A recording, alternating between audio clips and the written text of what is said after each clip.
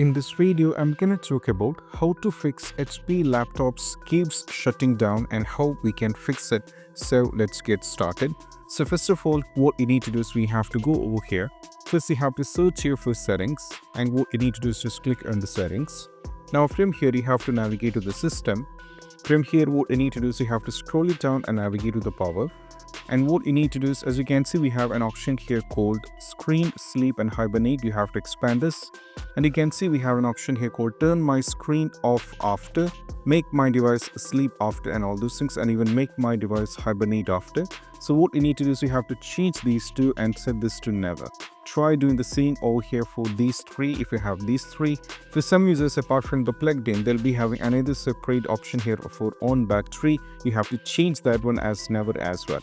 Once you do this, you have to close this, and what you need to do is you have to just go over here, search here for control panel. Just click on the control panel. Now from here, what you need to do is set this to large icons and click on the power options here. Once you click on the power options, you have to click on choose what the power appliances do, and what you need to just click on change settings that are currently unavailable. And what you need to just make sure, if turn on fast startup, if it is turn it on, that is the reason why you are having this. Just try disabling this. If it is checked, you have to uncheck this, turn this off, and just go for save changes, and you have to check. Next one is all about what we need to do is we have to move to the next one.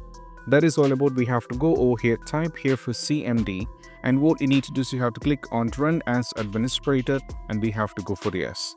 Now we need to type SFC, put a space slash, then go for scan now, and what you need to do is you have to just type scan now, and you have to press enter. So keep in mind this is actually going to take a lot of time, hardly 10 minutes. So this is verification that it should be completely 100%.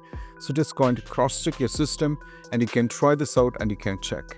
After trying with this, still if you're having the trouble, you just need to go over here, search here for view advanced system setting, just click on this one.